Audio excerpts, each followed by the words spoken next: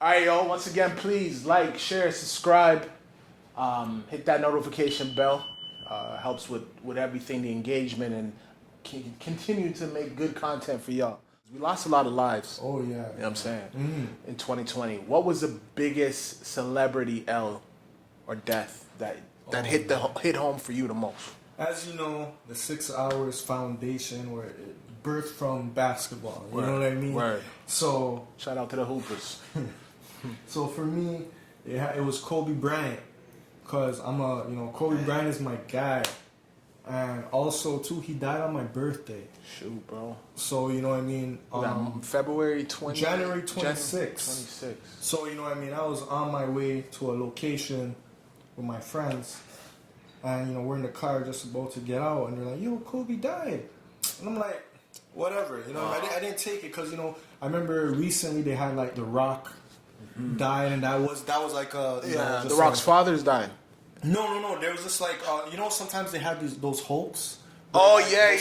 Hulk Right. So I was just like, nah, man, it ain't real. And then after that, I looked it up and I saw TMZ, and I'm like, And then after I saw CNN, I'm like, damn. And it just ruined my whole day, and I was just like, man, Kobe. Yeah. You know what I mean? I hated it had to be him, yo. I hated it. You know what I mean? You know what I mean? So that one hit hard. Facts. Because he's one of my all-time favorite players, and just you know us, man. We love ball. Yeah. That connection and whatnot. Right. The inspiration and all of that. So that kind of hit. That cut deep. Yeah. I mean, we grew up watching Kobe, man. He came into the league 17. We saw him come up, y'all. So, it's like watching your brother grow up right before your eyes, and then for him to be taken from us, it hits deep. And then to find out he died with his daughter, and of course the seven other family members that were in that helicopter. Yeah, bro, it's different, man. Do you have like a favorite Kobe moment? So many, y'all. The first one that comes to me. This is the first one that comes to me. So the first one that comes to head because it's overplayed on Instagram, and you saw LeBron trying to invoke that same spirit. Yeah. Where the you call them media guy was asking them, so what do you think about you guys are up 2-0 or whatever on the playoffs, and Kobe's like stone cold face. Job finished? Job not finished. You know what I mean? Like Kobe's that just straight up assassin. He ain't playing. You know what I mean? So that was the first to come to mind. Yeah. But I will remember, and I always say this, a lot of you young dudes will remember this, but it was the finals in New Jersey when they were playing New Jersey. So Jason Kidd, I believe, Kerry Kittles, Van Horn, and them, Kenny Martin, all them dudes. I think that was the second one. The second championship for the Lakers, and I remember, and this is back when I was training too, and I remember they had won, and they asked Kobe, so Kobe, what are you gonna do during the off season? How are you gonna spend your off season? And he just looked at them and said, I'm gonna train and I'm gonna push my body to exhaustion. And that resonated with me because it's like, here as a man, you get to the pinnacle, and you still your next step is to focus on preparing for the next season. Who thinks there's only a few that are built like that? You know what I mean? So for 100%. Me, that hits right because that was in the midst of when I was training and trying to do my thing. So you?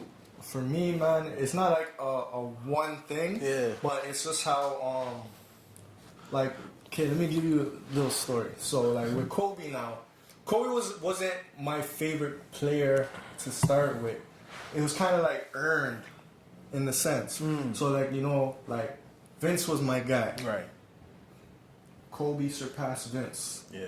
And then T-Mac was my guy. Facts. And Kobe surpassed T-Mac.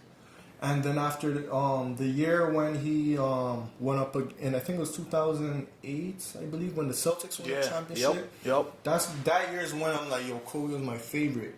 Just that determination to overcome, like every single situation he overcome. I was always like, no, Vince is my guy. Vince is better than Kobe. Kobe slaps me. No, T-Mac. Kobe slaps me. Right. And then he just, in every single situation he was being, even with the, the case he was fighting, he didn't let that derail him, nothing. He just overcame everything. And then it's just like, yo, bro, how can I not? Right. Like, you know what I mean? Yeah. It's like, yo, I have to submit myself to this. I'm like, yo, Kobe. Yeah, shout out to Kobe. Shout out to Kobe. Yo, another thing, like the not the Up and Smoke, all the Smoke podcasts. Steven Jackson and Matt Barnes. Yo, shout out to y'all. Hopefully one day our podcast could be on that level. But they had Allen Iverson on their podcast, and they were talking about, yo, what was your first experiences with Kobe? And AI was like, yo, I went to LA. He picked me up from the airport. We went to dinner, we chopped it up, and then he was about to drop me off at the hotel, and Kobe asked him, like, yo, what are you saying for the rest of the night? And Iverson was like, yo, I'm about to go to the club, right? And Kobe's like, all right, and AI's, of course, is like, yo, what you saying? And he's like, yo, I'm going to the gym. Yeah. You know what I'm saying, right? That, yeah. And obviously, we know how Kobe's built, but after that, in the podcast, Steven Jackson and Matt Barnes, they're like, yeah, Kobe just picked you up because he wanted to study you, right? Yo, I'm just telling y'all, there's hoopers and then there's killers. Kobe was a killer. He wanted any advantage on the court, you know what I mean? And those are the extremes you got to go to, right? Sometimes it's beyond the part about your drills, how much cardio you're doing, your weights. It's the mental edge, learning your opponent and stuff like that. Art of war, straight up, yo. So salute to Kobe for making us and showing us that ball is more than just, you know what I mean, the game on the court. There's also the game off the court. Mental aspect. It's chess, not checkers. That's right. What I mean? That's everything, right. You know what I mean?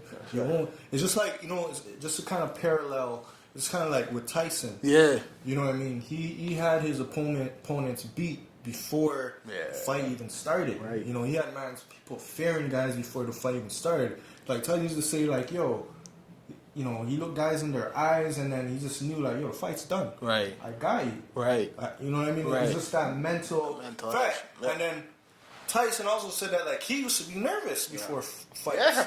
You know what I mean? Yeah. So it just shows you, like, everything is just mental. And Kobe just had that mental edge. And that's why I just can't put, like, someone like LeBron over Kobe in that aspect, because it's just like, with Kobe in his mind, yo, I'm not missing. Give me the ball and it's done. Like, it's done. Like, it's been written. Right. He just had that mentality. Facts. You know what I'm saying? So may the Most High have mercy on Kobe's soul and his daughter and the rest of the family that was with him in that airplane or helicopter crash. In that block get dizzy, man get popped no busy, man get splashed from the Draco, wet man call that drizzy.